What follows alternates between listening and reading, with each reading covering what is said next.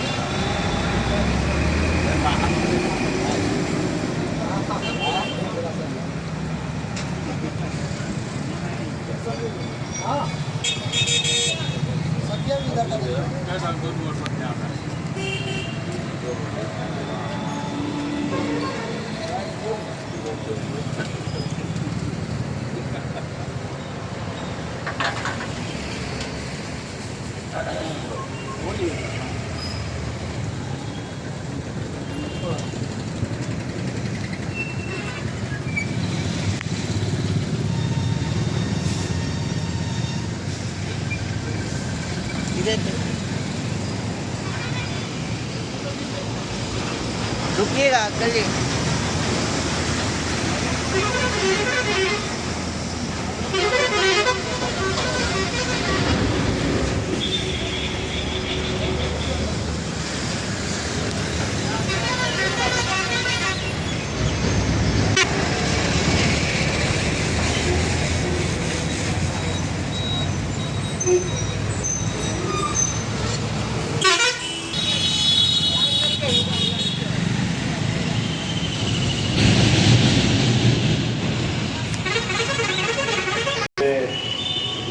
इतिहास पुरुष भूपेंद्र नारायण मंडल जी के चरण में शीश नमन करता हूँ। मधेपुरा के महान समाजवादी धरती को नमन करता हूँ। इस कार्यक्रम में उपस्थित या हम लोगों के गार्जियन संचालन करता चर्चा परमेश्वरी बाबू सब दिन से इस तरह के सामाजिक कार्यक्रम में रुचि लेने वाले मधेपुरा के हमारे बड़े भाई भूपेंद्र नारायण मधेपुरी जी, आलोक बाबू,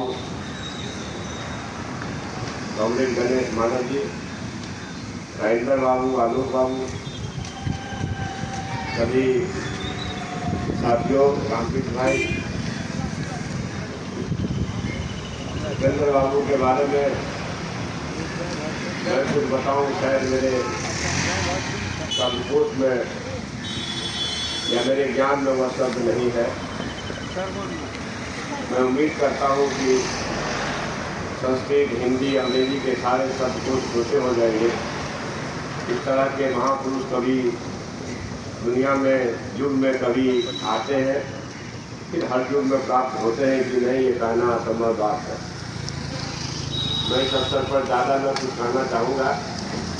जहाँ नफरतवाद, संप्रदायवाद, अलगाववाद देश की आत्मा को कमजोर करने पर पड़ी है, ऐसे में भूपेंद्र बाबू की भावना का, भूपेंद्र बाबू के विचार का, समाजवादी विचार को अपने अंदर आत्मसात करके ही हम देश को ताकतवर बना सकते हैं। हमें इस अवसर पर यह कहते हुए अपार खुशी है कि समाजवाद ही देश को ताकतवर बना सकता है। संघीय संप्रदायवाद नफरतवाद देश का दुश्मन है और इसी को भाग करके हमारे समाजवादी विचारों के आधार के साथ पूरा रखने वाले महान पुरुषों में, चाहे वो आचार्य धर्मदेव जी हो, आचार्य देवी विज्ञानी जी हो, हमारे महान पुरुषा भूपेंद्र नारायण मंडल जी हो, डॉक्टर भैया साहब हो, बसावन सिंह साहब हो, मीनू मसानी साहब हो, यूसुफ मेहर अली साहब हो, जयप्रकाश नारायण जी हो, वफात के दिनों में पंडित जनेश्वर मिश्र जी हो, मधुली मय जी हो, या फिर जननायक कर्पूरी ठाकुर जी हो, या मुलायम सिंह यादव जी हो। आप जब समाजवादी पुरखों के फहरिस्त को देखेंगे तो निश्चित रूप से 12 में से 8 के 8, 9 के 9 ऊंची बिरादरी के लोग नजर आते हैं। इसका सीधा मतलब है कि हमारे पुरखों ने महसूस किया कि हजारों साल से हाशिए पर रखी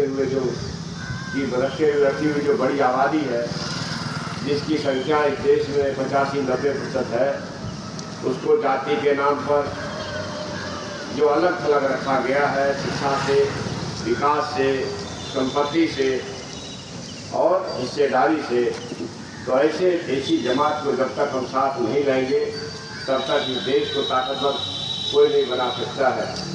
100 में 85-90 लोगों को हम पीछे करके और जो हजारों साल से ताकतवर जातियां हैं हमारे देश में, उसी को सिर्फ ताकतवर बना करके हम देश को ताकतवर नहीं बना सकते हैं। ये बात सही है कि दुनिया में हमारे सामने चुनौतियां, चीन की चौधराहट है, अमेरिका की दादागिरी है। अभी आपने देखा है कि अमेरिका के पहल से हमें सीज फायर करना पड़ा, ये देश के लिए गलत है। कोई तीसरी बाहरी शक्ति का हस्तक्षेप या हमारे देश के लिए चिंता का विषय है। हमारी बहादुर फौज है, सरहद पर रात दिन बलिदान को आतुर रहती है तो हम सुरक्षित रहते हैं। ऐसे में अगर हमारे फौज के मतलब को नीचा करने की कोई भी शक्ति काम करता है तो ये चिंताजनक है। इसलिए हमारे पुरखों ने कहा, संसोपा में बांधी गांठ पिछड़ा पावे 100 में 60। उस समय तक दलितों का आरक्षण हो चुका था और पिछड़ों की हिस्सेदारी कमजोर पड़ी हुई। इसलिए इसी सूत्र को आगे बढ़ा करके हम जब तक ताकतवर नहीं बनेंगे, हजारों साल से हाशिए पर रखे हुए जाति को, तब तक हम भूपेंद्र बाबू के विचार को, भूपेंद्र बाबू के दर्शन को आत्मसात जब तक नहीं करेंगे तब तक हम सच्ची श्रद्धांजलि इनको नहीं अर्पित कर सकते हैं। इसलिए इस अवसर पर आप सभी का साधुवाद करते हुए कि हमारे पुरखों की खादी को, विरासत को समेटने में जो महान हमारे मणिपुरा के जो नामचीन हस्ती है, जिनका नाम मैंने पहले गिनाया, तो उनका साधुवाद करते हुए अपनी बात समाप्त करता हूँ। क्योंकि एक कार्यक्रम पटना में भी है, अभी हम रास्ते पटना चलेंगे। हम माफ़ी मांग चाहेंगे कि 2 कार्यक्रम और है मधेपुरा में, एक तो भूपेंद्र नारायण मंडल विश्वविद्यालय में है और एक आदर्श कॉलेज एराज में है। उसमें हम अनुपस्थित है, मजबूरी में हो रहे हैं, आप लोग अन्यथा नहीं लेंगे। धन्यवाद। जय हिंद, जय समाजवाद। अब समय भी इजाज़त नहीं देती, लेकिन हमारे बीच जिन्होंने इस मूर्ति की स्थापना की और इतना परिश्रम हुआ था तो उस मूर्ति की स्थापना में मैं डॉक्टर भूपेंद्र नारायण मंडल से आग्रह करना हुआ है और अपना श्रद्धा को अर्पित किया।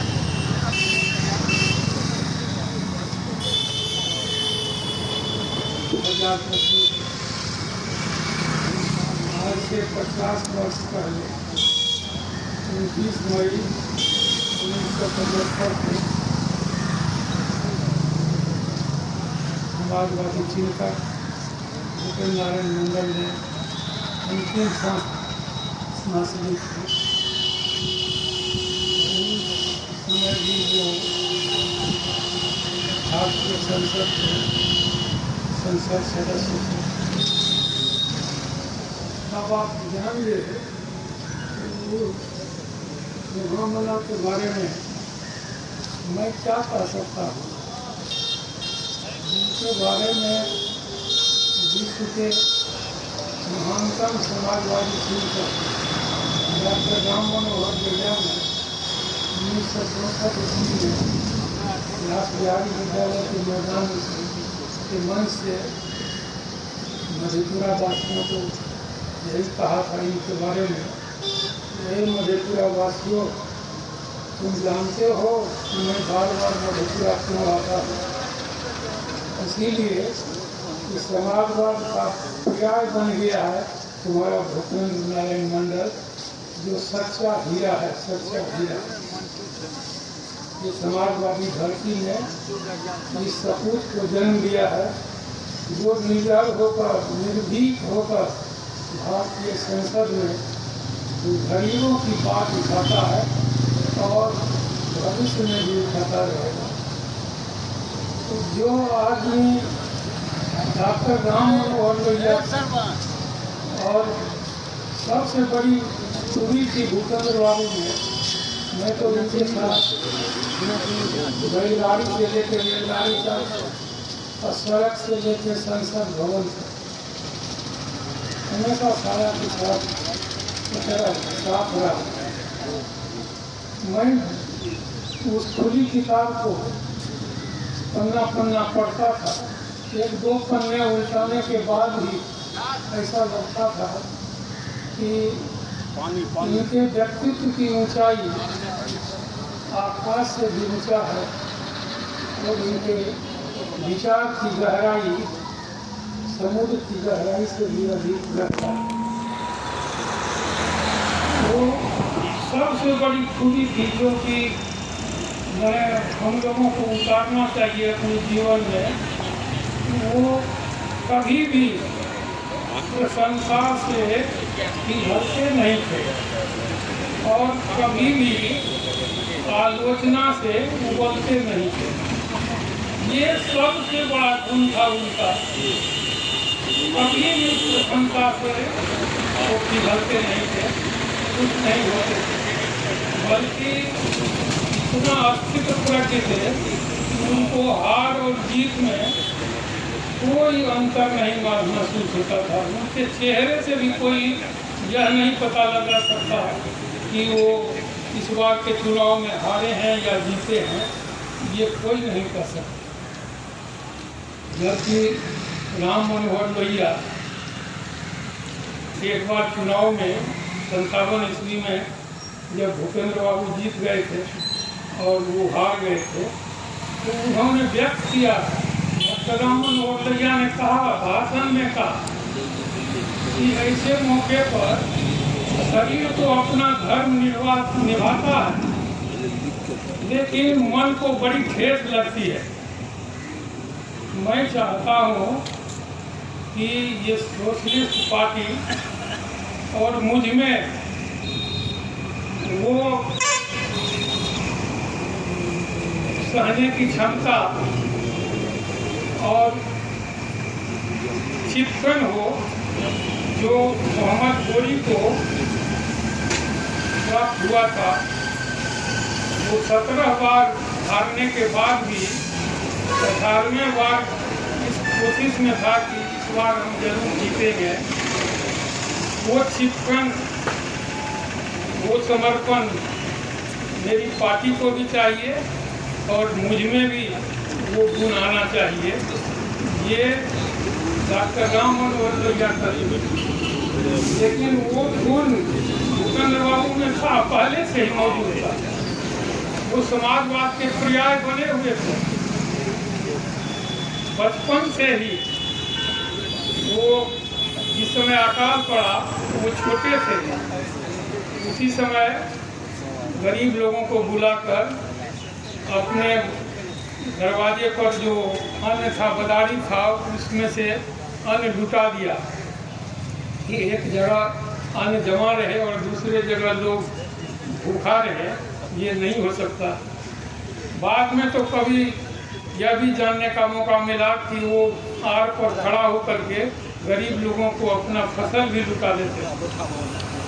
और वहाँ से लेकर जब अंतिम समय आया उनका 1975 ईस्वी में, जब वो हार्ट अटैक से पीड़ित थे लिंकन हॉस्पिटल में, उस समय की बात मैं कह रहा हूँ। उस समय वो दीपक है बैठा हुआ, दीपक भी जानता है कि हम उसी कमरे में रहते थे जो लिंकन